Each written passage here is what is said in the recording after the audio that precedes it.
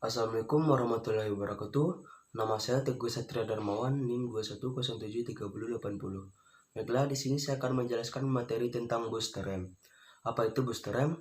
Booster rem adalah salah satu komponen yang ada pada mobil yang terletak pada sistem pengiriman yang berfungsi untuk meringankan kinerja rem sehingga lebih ringan saat ditekan oleh pengemudi, sehingga pengemudi tidak terlalu capek ketika harus mengereman dan meringankan beban pengemudi ketika rem atau pedal rem diinjak. Cara kerja dari booster rem ini adalah memanfaatkan perbedaan tekanan pada intake manifold dan tekanan atmosfer. Perbedaan kedua tekanan ini akan menggunakan membran diafragma yang ada dalam booster rem, master silinder yang dihubungkan oleh push rod pada pedal rem, dan membran booster rem untuk menghasilkan daya pengiriman yang lebih besar, sehingga dari langkah yang paling kecil. Baiklah, fungsi utamanya dari booster rem adalah untuk melipat gandakan atau memperbesar gaya pengiriman serta memperingankan injakan pedal rem. Komponen-komponen utama dan dari booster rem beserta fungsinya. Yang pertama adalah operating rod yang merupakan komponen pada booster rem yang berfungsi untuk menghubungkan pedal rem dengan push rod pada booster rem. Yang kedua adalah air cleaner element.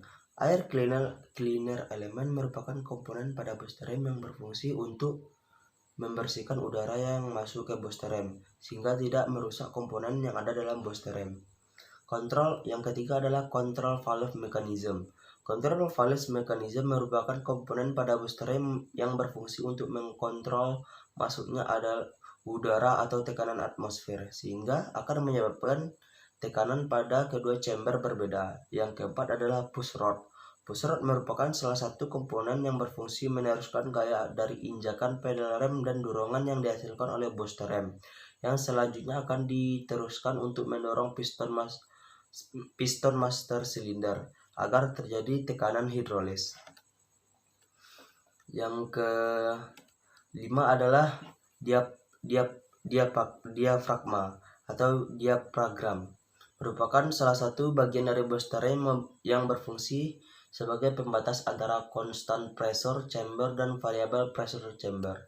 Yang keenam adalah body, yang merupakan salah satu dari bagian yang berfungsi sebagai pelindung komponen-komponen booster rem, serta wadah timbul perbedaan tekanan dari ruang atau chamber booster rem.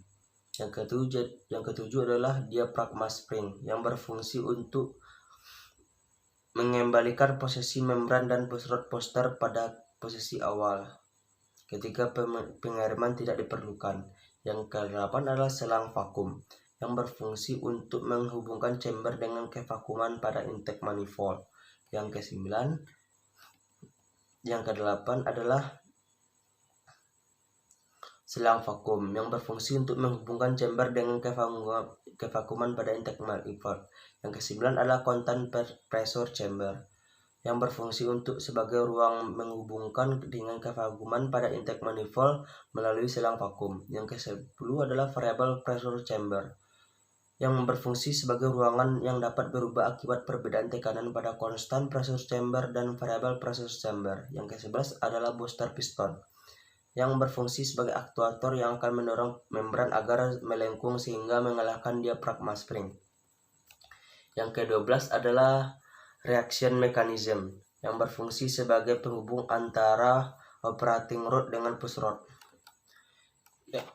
Baiklah, kita masuk kepada cara kerja pada booster rem. Yang pertama, cara kerja booster rem pada saat pedal rem tidak diinjak.